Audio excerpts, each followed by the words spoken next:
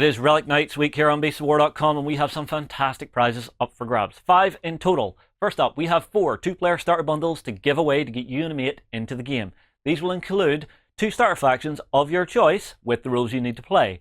We then have our 5th prize, which is a bit of a special one. You will win an expanded 2-player starter bundle, again, of the factions of your choice with the rules you need to play, but on top of that, you will get to work with the design team at Ninja Division to design a brand new miniature for Relic Knights. For your chance to win, get your comments in on any of the themed content this week on Beasts of War, YouTube or Facebook. Stay tuned and enjoy the week.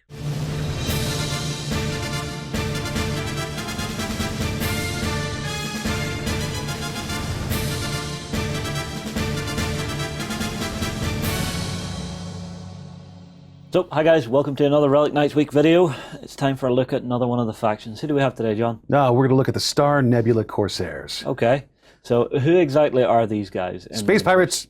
I'm sorry, but space pirates, sold! The Star Nebula Corsairs are the largest band of space pirates. They've been able to kind of hide and evade any major military thrust to push them out. Okay. They prey on the space lanes, they prey on the weak, they try to get as much booty as they can, and they really take advantage of all of the calamity that surrounds the dark space and the movement of governments and people and all of that. Okay, so I'm fully expecting these guys to come into a lot of conflict with the Black Diamond, yeah?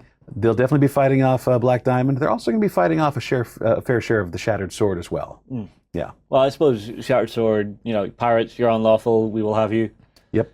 It's to be expected, okay. To be honest, if they're digging into the wrong kinds of cargo, they will draw the attention of the No. Okay. And of course, the more enterprising bands, both from the Cersei and Princess Malia and her team, as well as the Doctrine, will be after artifacts or protecting outposts and resources as well. Okay. So these all interplay in their own fun ways to tell a really cool story. Very nice. Well, we've got some images as always. So first up. So this is Calico Kate. Yeah. So who exactly is this in the world? So Calico Kate is essentially our pirate queen. Okay. She is, in fact, the leader of the Star Nebula Corsairs. She may be young, but she is definitely vivacious, ruthless, and kind of speaks to the heart of all good pirates and privateers. Well, I mean, like looking at her miniature here on the table, it's very, very dynamic. This does not look like the safest position to be driving a mech from. Well, she is a Relic Knight, and so in addition to being incredibly brave, the knight and the mech and the unit that she works with reacts and basically bends to her will. So in addition to pitching bombs and protecting her, it's also very fluid and agile too. It's a beautiful sculpt. I love the look of this. What's it going to do on the tabletop? You said throwing bombs.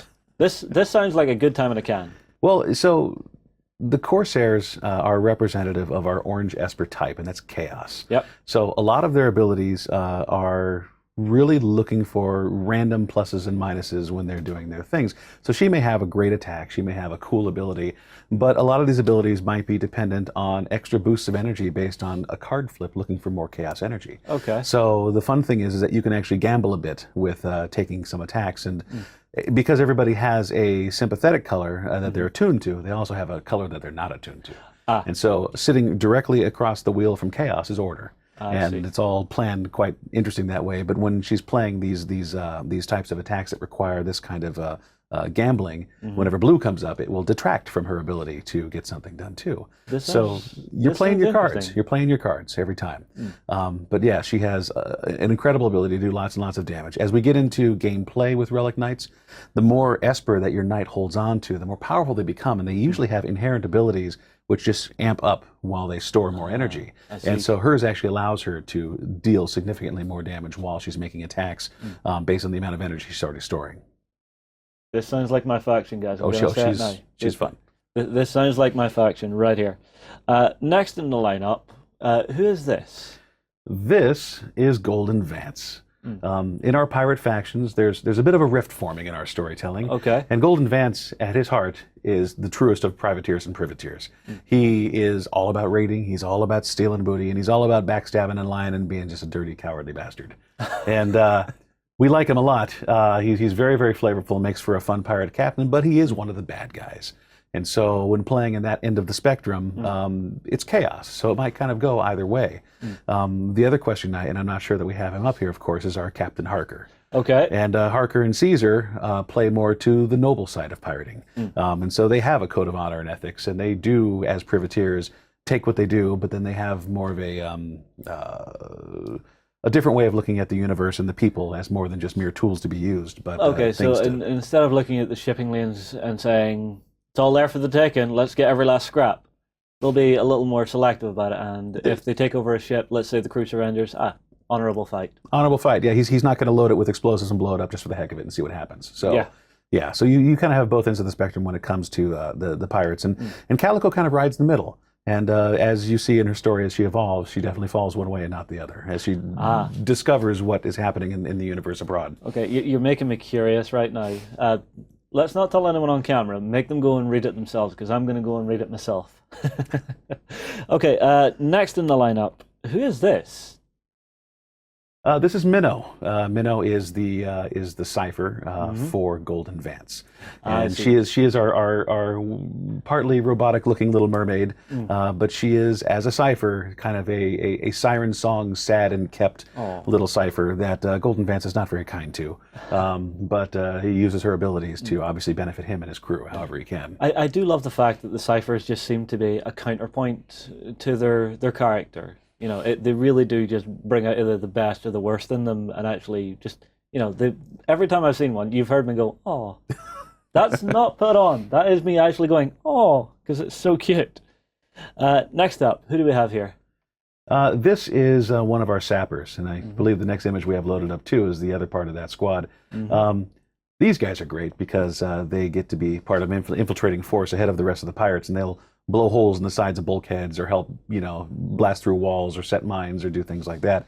So it's nice to have a little extra punch than just having a bunch of pirates running around blowing things to bits. Well, let me put it this way. There's an old saying, there's no problem that can't be solved with the proper application of high explosives. There you go. So next up we have some artwork, and we have a couple of bits of artwork for this faction. Yep. So this is Calico, and this is a very cinematic scene because I'm imagining her just breaking into a ship and just, getting ready for the speed of, ha-ha, I have you now. Absolutely. Yeah. No, we want that our settings are just visceral and cinematic and fun, and our characters have a lot of character. We want you to have that sort of comic book engagement, when you're playing your games. Yeah, and it wouldn't be pirates if there wasn't a hostage somewhere. Absolutely. Looks like these poor sods here have got themselves on the bad side of Calico Kate and are holding out probably on some valuable information. So she'll get it out of them one way or the other. She's just saying, look, tell me where the treasure is or else. Well, that's the Corsairs, guys. I really like the look of this faction. Do we have any other miniatures sitting to hand for them? We do got one, and this is one of Calico Kate's right hands. This is the Iron Chef. Yes! Because everybody's got to have a cookie, right? So he is one of the ship's chefs. He is a special alien. He's got himself a couple of different arms and a lot of choppy blades and delicious ingredients mounted in the front of his little apron. I love it. It's amazing. That's the coolest miniature in the range so far. So far, you like the Iron Chef? Okay. That is awesome. That is absolutely awesome. What does he do on the tabletop? Well, aside from being kind of a big bruiser, because he does serve as an amicable bodyguard, he has an ability called Cipher Stew. And so he has a way of cooking up a fantabulous meal for an enemy's cipher and luring them away from their boss. And so by forcing movement on an enemy cipher, you can actually break line of sight with the questing knight or the relic knight. In that case, sometimes breaking their link to getting a lot more energy while they play. Ooh. So as a useful tool, he can actually manipulate away people's ciphers in addition to bashing them on the head with a frying pan. Okay, I'm going to have to try that tactic on Warren and John. Yeah. I think that's going to be absolutely hilarious. Guys, that's the Corsairs.